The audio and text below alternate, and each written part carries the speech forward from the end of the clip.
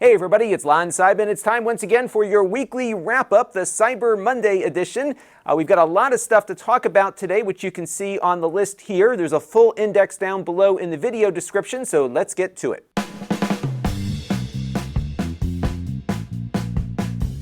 Now before we begin, I want to thank our newest supporters here on the channel. JL joined us via the YouTube membership program, so I want to thank JL for his contribution, or her.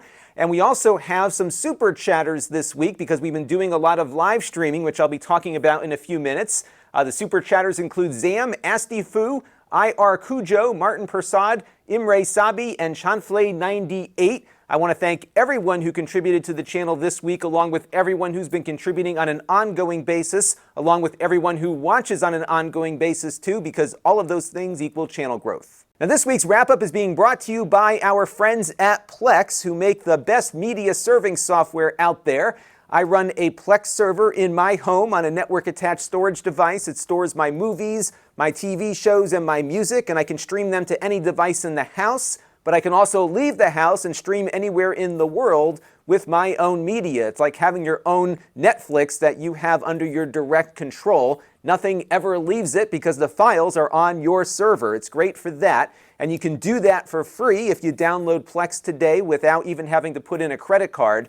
But Plex is going beyond now just local media. You're going to be able to stream a lot of stuff. And already you can get podcasts on Plex. They've got a great podcast system built into it. They have web shows, which are curated shows from YouTube and other web areas. And they've got a great selection, and you can just queue it up and let it run. What's nice about web shows is that there's no algorithm behind it. So if you subscribe to a channel there, you get every episode when it is posted, just running concurrently, and get all of your favorite stuff streamed directly to you. It is great for that. They have an awesome news system on Plex as well, so you can get local news from many TV stations along with national and international news right through your Plex account. And very shortly, as you can see there at the bottom, they're going to be adding free TV shows and movies to the mix. We're going to talk more about it when this feature goes live.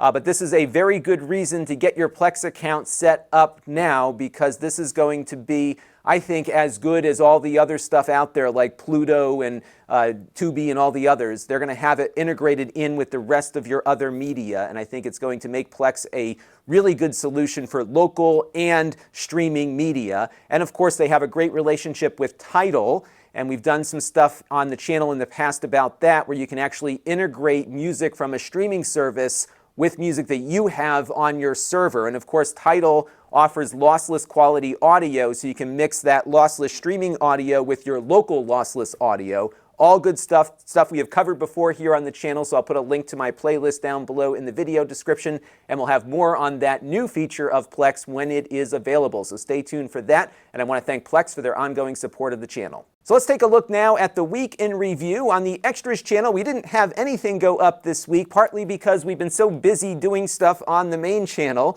We've got the full master playlist in the video description where you can find all of this stuff. We did a live stream of me unboxing a bunch of stuff that came in, and then we consolidated it from an hour and a half to 30 minutes and put it up on the channel. So both versions will be in the description playlist. We took a look at the new Dell XPS 13 2-in-1, a really nice looking laptop that seems to perform quite well with the new 10th generation Intel Ice Lake chips. We did a live stream where we were playing around with the Oculus Quest Link. This is now allowing you to use the Oculus Quest standalone headset as a PC headset as well. And we stepped through a few of my favorite VR titles and troubleshooted a few things and recorded a bunch of video footage that I'll be using for a video that I'm doing later this week. So stay tuned for that. But I really feel at this point that the Oculus Quest is probably the best consumer VR headset on the market, just given how flexible it is. And we'll talk more about that when I do that video. We also looked at the Xbox One branded WD Black Drive, a 12 terabyte drive for your Xbox, but it also works with the PC. And it looks like this week on Cyber Monday, there's a lot of stores offering another WD 12 terabyte drive for about $100 less. And I think that one will probably perform about the same as this one. but once those sales end, those prices will be about the same. But it looks pretty cool and it performs really nice. It runs a lot faster than your Xbox internal drive does. We did some head-to-head stuff on that review. And then I uploaded my Chromebook Explained 2020 edition.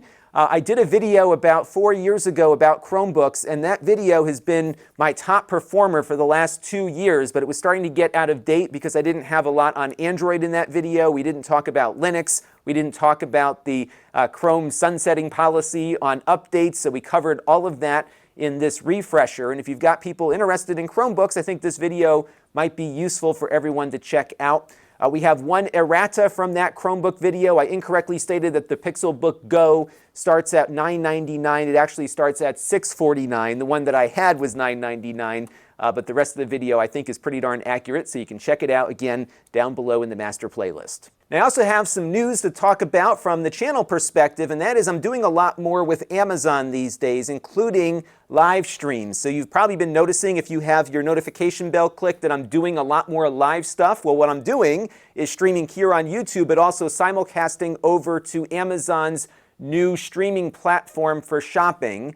And what they're doing is they're inviting influencers like myself in to do some of these streams where we talk about products that are sold on Amazon. And they've got a really cool system set up here. So while I'm talking about stuff, I can highlight a particular product that I am talking about so you can quickly find it while you're watching the stream. And apparently what they're doing with this is as people are looking for things on Amazon, if they happen to be looking at an Oculus Quest, for example, my live stream might just pop up in front of them to watch. It's kind of fun. We've had a lot of viewership on this actually on the Amazon side, more so than I was getting on YouTube. So it's been interesting, and I'm going to keep doing it. Because it's kind of fun to explore a new platform. And Amazon's starting to do a lot more with independent voices, and I'm really eager to be a part of that. So we did one the other day on the Quest. I did another one where we unboxed a bunch of stuff, so you can see that live stream linked here on screen, and I'll put these links down below in the video description as well. We also have a new page on Amazon. This is my landing page for my influencer shop or whatever. And what I've been doing is putting together lists of different items that we're talking about together. So for example, when we do that Oculus Quest link video, I'm going to have a link to the Quest, but along with that, the extension cables that I'm using to make the link thing work. And then you can now follow me on Amazon. I don't know exactly what you will get when you do this. But it's, I'm guessing, similar to a subscription on YouTube. So if you are a frequent Amazon shopper, you can click the link here to go to my Amazon shop and then follow me there. I believe at the moment this is US only, but as they bring other countries online with this program, I'm sure I'll be popping up in other places as well. So check it out. Lots of cool stuff, and it's really great to be in something that's kind of starting now as opposed to starting 4 years after the fact like I did with this YouTube channel. And I'm really seeing a good amount of viewership of the videos that I'm putting on Amazon, and certainly the live streaming is a really fun thing to do, and I'll be doing, again, a lot more of that simulcasted here and on the Amazon platform. And I've got an update on my over-the-air antenna installation. I had Dish come out to try to install an antenna up on my roof to get TV signals over the air. Now, as many of you know, I've been struggling with this for a while because I live in a spot that just is too far away from most of my major networks. We've got some geographic things going on with hills and things that block the signal, along with a lot of trees, because I essentially live in the forest here in Connecticut. So all those things were making it very difficult for me to use an indoor antenna or even an antenna hanging out the window. The roof was really the only option. So I contacted Dish, and for $150, they will come out and install an antenna to a single room, and that price includes the antenna. This was the one they were using. It was a multi-directional antenna that had a preamp as well. And what they do is they guarantee that it will work or you get your money back. Now, before you get them to come out, they'll do a lookup on Antenna Web to see what's possible. And that was kind of marginal, but there were things that they thought I could be able to get. So they sent the guy out, and he was very nice, very professional. And he went up on the roof with the antenna, and as you know, I use the HD Home Run tuners, so I had my tuner hooked up, and we were sitting there with the iPad kind of adjusting the antenna to different directions to see what we might get. but I really didn't get much more than what I was getting already inside the house. So my CBS affiliate is just too far away, the NBC affiliate as well. I thought maybe the repack might have helped a little, but it didn't. So what they ended up doing was just packing up and heading out. He was going to install it anyhow if I wanted him to, but he said, it's not looking all that great. And if they're not able to get a signal where you are, you pay nothing for the visit. It's a really good deal. So I think if you are looking to install an antenna, check antennaweb.org, I think is the address first, to see if you can get anything to begin with. If you do, call up Dish and then have them come out and do the install. It was a very good experience. I got every dollar back that I paid, even though the guy had to spend about an hour or so here playing around with the antenna to try to get something to work. So I can very much recommend this. What was also interesting is that the Dish installers work directly for Dish. They're not contractors, which I thought they were, so they're directly accountable to the company, which I think is also a good thing. The reason why they're doing this is that I think this is kind of the gateway to subscribing to their streaming service. So they're trying to get people to get rid of the last thing holding them onto cable, and at that point they might want to look at an internet streaming solution. They installed the satellite dishes for their satellite service as well. So unfortunately, it didn't help us out much here, but I did discover that my father's house, not too far from here, does get a bunch of channels, so when more of this over-the-air stuff starts coming out, I'll probably be heading over there to do some of the videos, but it would have been nice to have it all located here. Unfortunately, no go for me, but I was very pleased with the service that Dish provided. Now, a couple of weeks ago on the channel, I mentioned how I was looking to get a new gaming laptop, basically to try to consolidate some underutilized PCs I have here at the moment. So right now I've got a Dell XPS 15 from, I think, 2016 or so, that has a 960M GPU. It's a nice laptop. It's great for OBS and video editing and whatnot, but it was not powerful enough to do some of the virtual reality stuff that we'll probably be looking more and more at over the next year. And then we also have an Alienware 15R3, which actually is good enough for the VR stuff, but it's very big, it's bulky, it's loud, and it was really just not an easy machine to work with just because of its size. And I wanted something a little slimmer and something more powerful, so we found, finally, something that I think will work for the price I was looking to pay.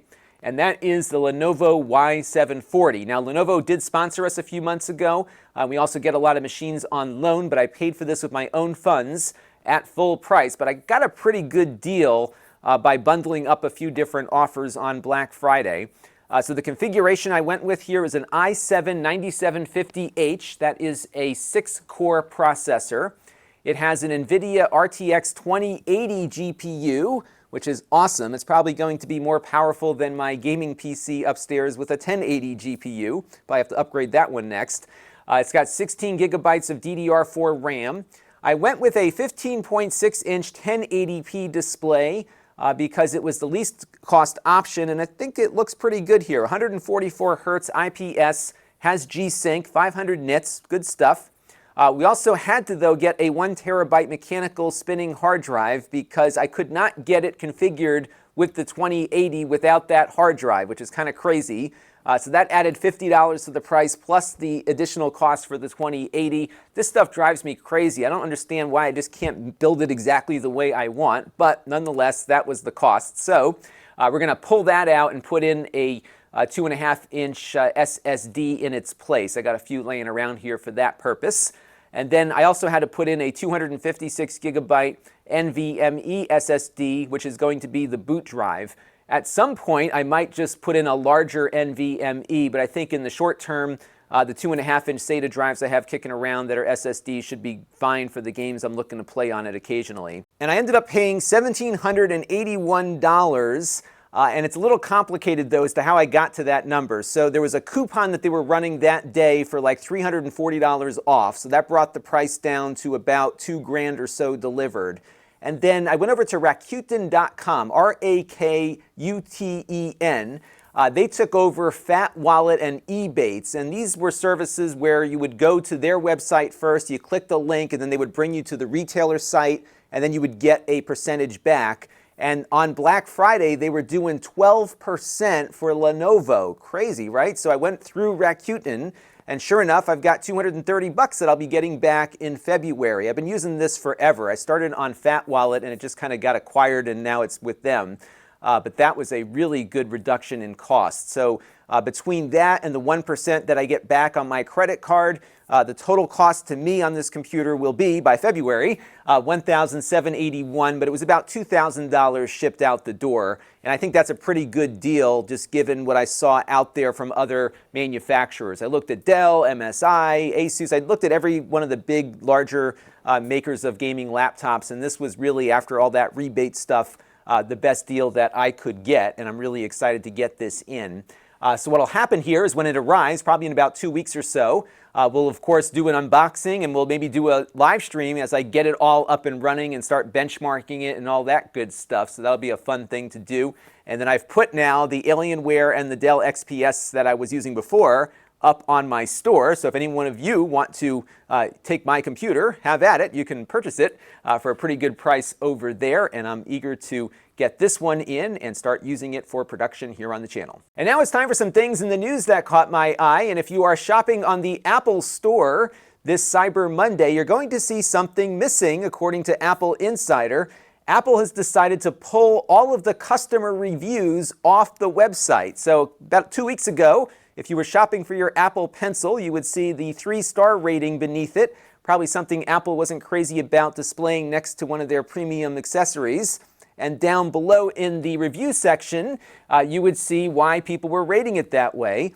The top review was from a woman who was very frustrated over the fact that she couldn't find replacement tips for the pen. And she said, "It's the best stylus ever made, no doubt about it, but I can't get a replacement for the tip." And this was something that I think was driving the average down considerably. Look at all of those helpful reviews there. So clearly Apple didn't like the way this was looking for their brand, and they decided to just get rid of it. And look at this. Now it's looking pretty barren here on the Apple Store when you go shopping. It even looks barren by Apple standards, but that is what they decided to do.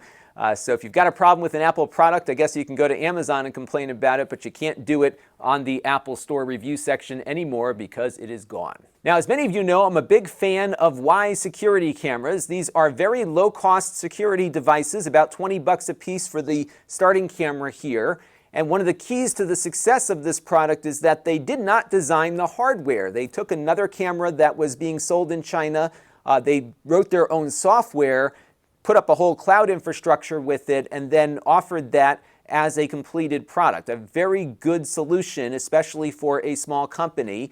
And I've been very pleased with how these cameras have been working for me, and they keep getting better and better with all these new firmware updates. And one of those firmware updates allowed for a more accurate detection of people. And this was something I was meaning to get to in an update video, but unfortunately, over the weekend, it looks like Wyze is going to have to disable this feature because they had contracted with a company that developed the AI algorithm for people detection. The company was called Xnor AI. And apparently they had some kind of lease for this license, and one of the clauses of that contract allowed for Xnor to walk anytime they wanted to, and it looks like Xnor is doing exactly that. I did poke around a bit to see if there was anyone writing about exactly what happened here, but apparently there was some kind of dispute, and now this feature is going to be turned off in January. Now, Wyze, for their part, is trying to scramble and develop something similar that they can offer back to customers. They haven't yet determined exactly what the solution is going to be, but it's likely going to be involving the cloud versus having it run locally on the camera. And they have to balance this now with their upcoming outdoor camera that might be battery powered and whether or not they can get that to work with it. So there's a lot of stuff they're probably going to be working on to rectify this situation. But the good thing is that despite all of this added cost, Wyze is going to offer this for free to customers, and they're not going to include this as part of the new cloud recording subscription service they just launched last week. So they're making good for folks here, but if you are making use of that person detection feature, it is going to be going away very shortly with the next firmware update. And I'm pretty sure these cameras update themselves automatically.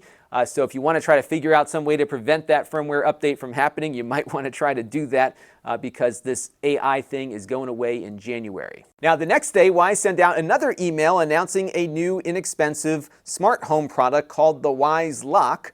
This is going up for pre-order tomorrow, December 3rd at 9 a.m. Pacific time, 12 p.m. Eastern. and it's going to cost $89, which is significantly less than other smart locks that are out on the market. This is not a standalone lock, but what it's going to do is replace the interior portion of your existing deadbolt. At least that's what it looks like from their description here.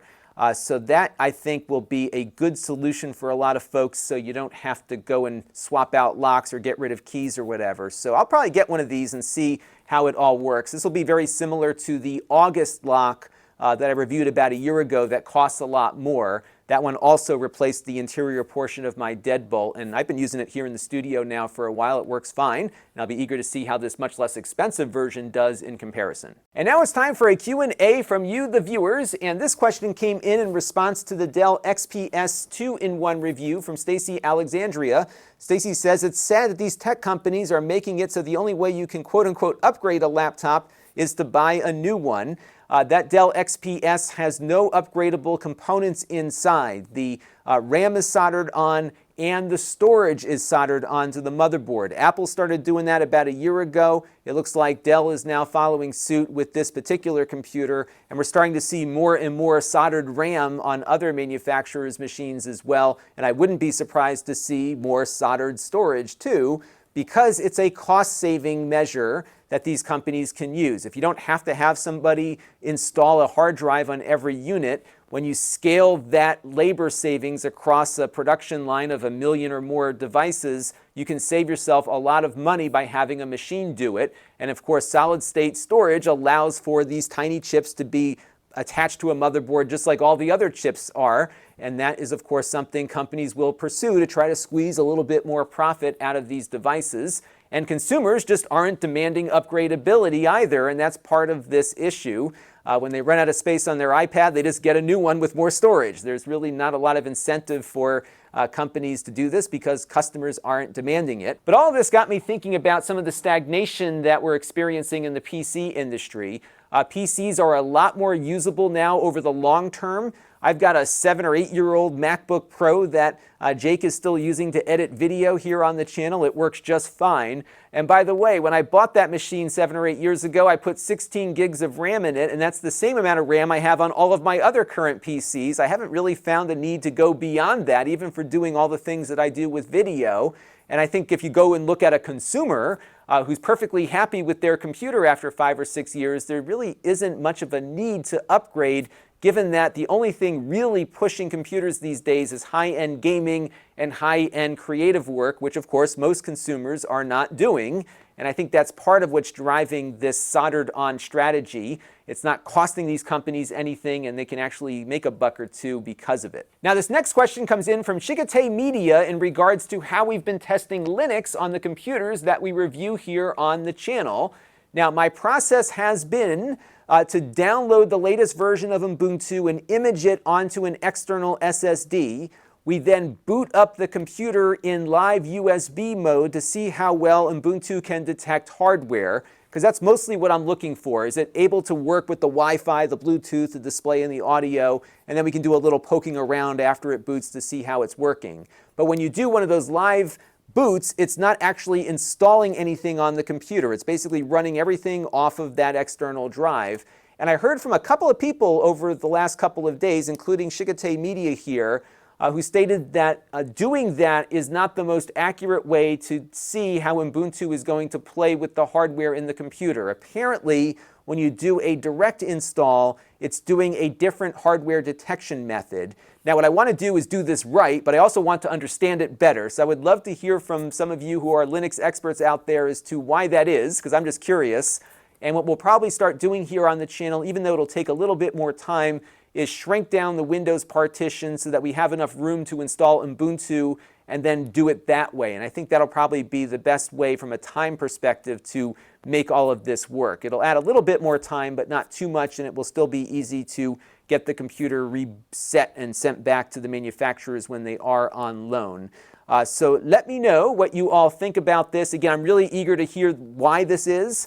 Because I always assumed that the hardware detection would be the same in both kinds of approaches, but apparently that's not the case. So let me know down in the comments below. It'll be very much appreciated. Now, this next question came in during the live stream from Chad Cole, and he wanted to know if I had some recommendations for a pre-built home theater PC that costs less than $1,000. Now, in the past, I would have a whole host of recommendations for Chad about things that I've experienced that work pretty well as a home theater device. But now, in 2019, almost 2020, my opinion has changed, and I only have one recommendation, and it's not even a PC. It is the NVIDIA Shield Pro.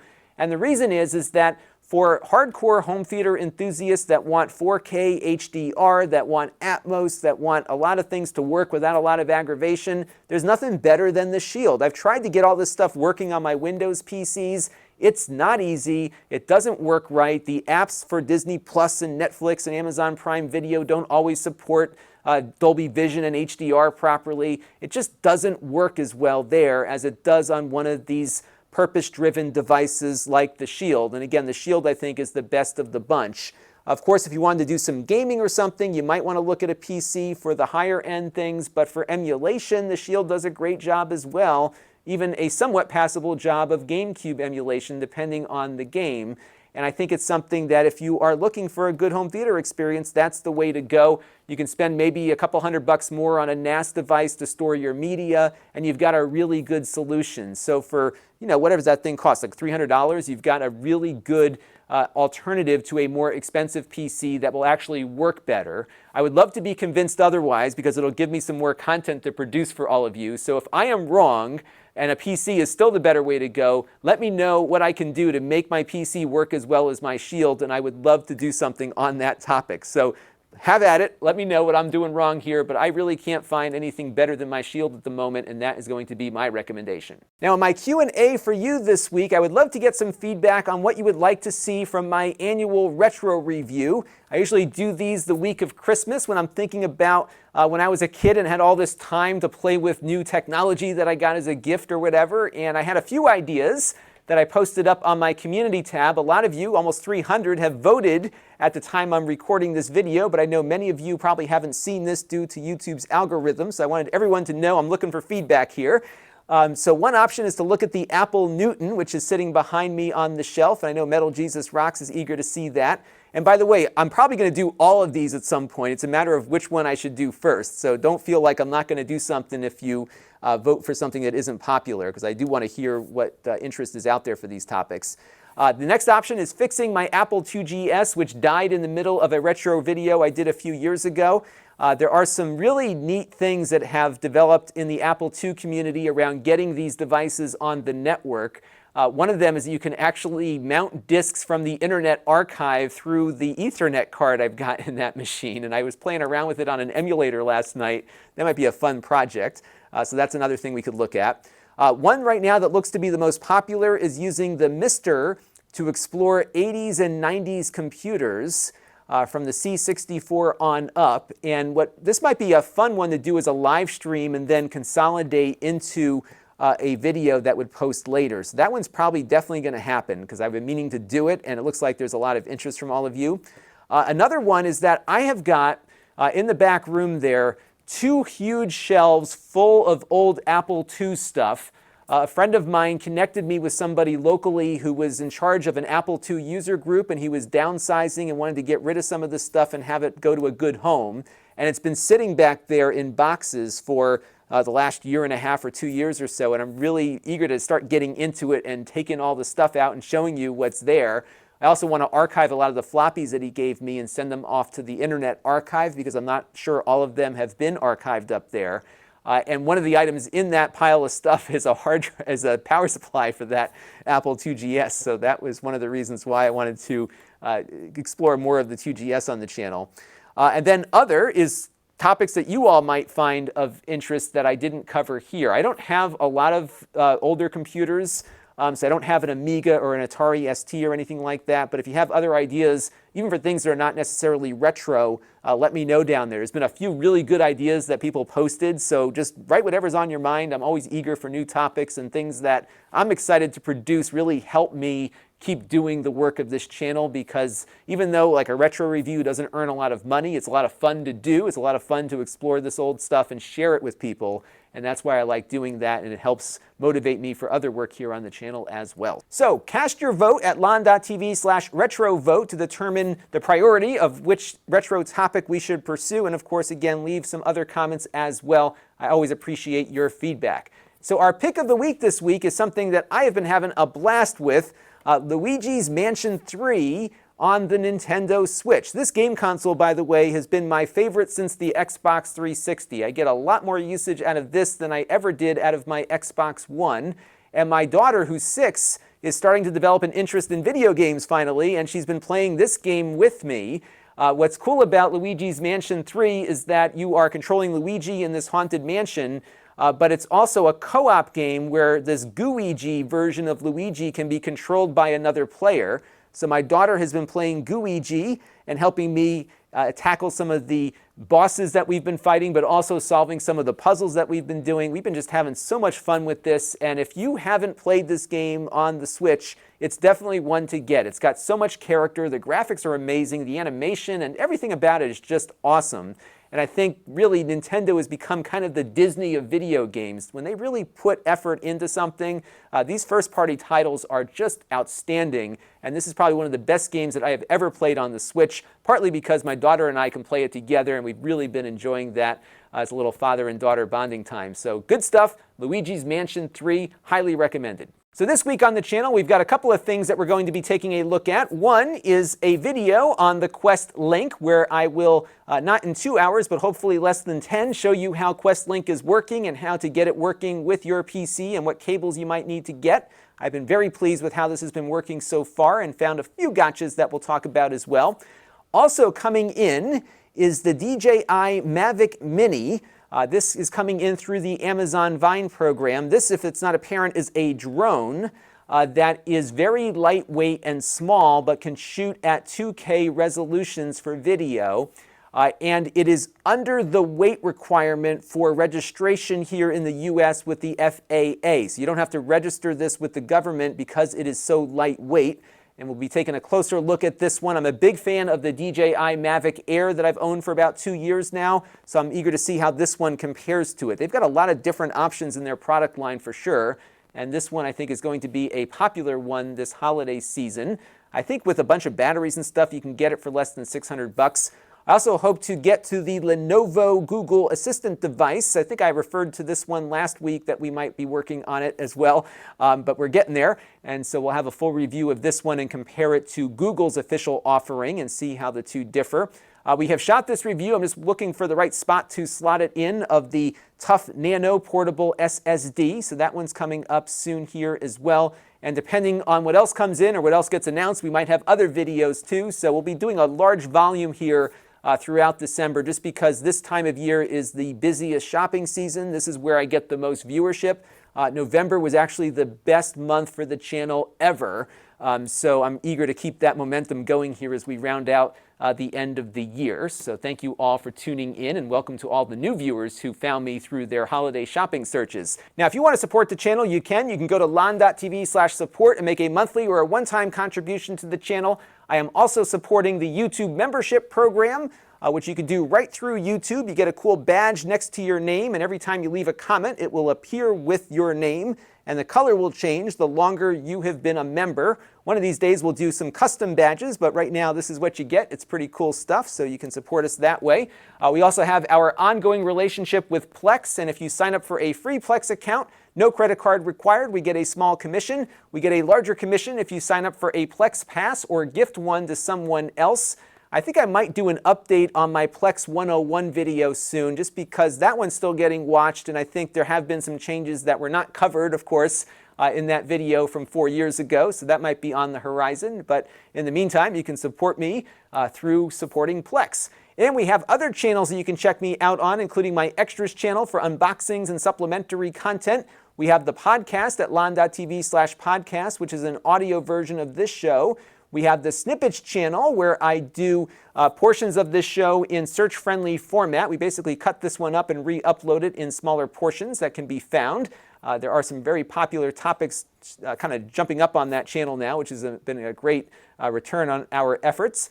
And we have the live stream archive, which is going to get a lot bigger the more of these live streams that we do. So you got probably 20 or 50 hours worth of stuff that you can watch me playing around with on the live stream archive. And then, of course, we've got the new one, the Amazon shop at Lon.TV/Amazon shop, where you can find my reviews on Amazon, along with my consolidated lists of things that we use here on the channel.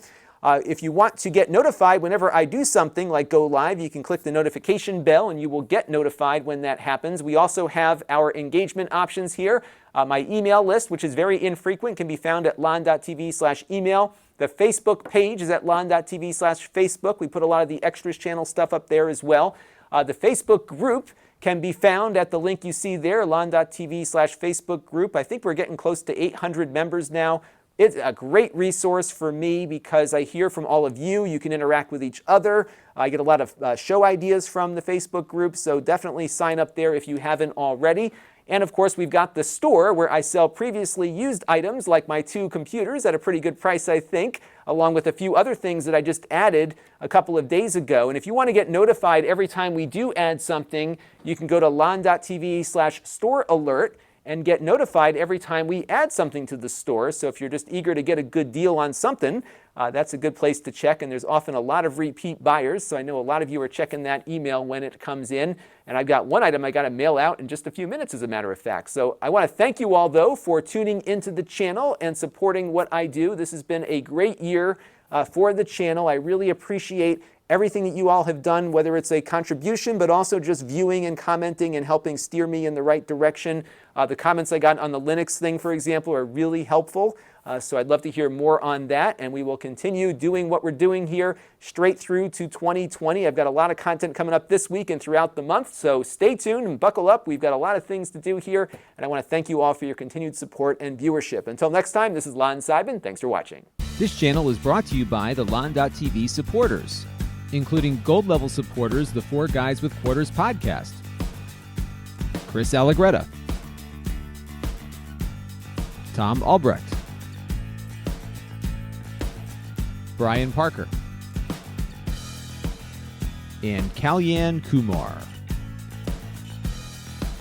If you want to help the channel, you can by contributing as little as $1 a month.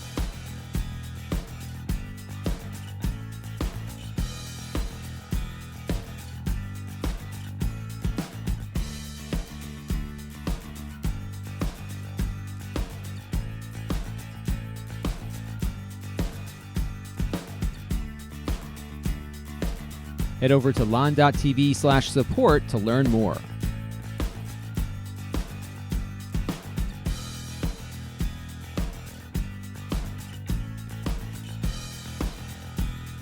And don't forget to subscribe. Visit Lon.TV/s.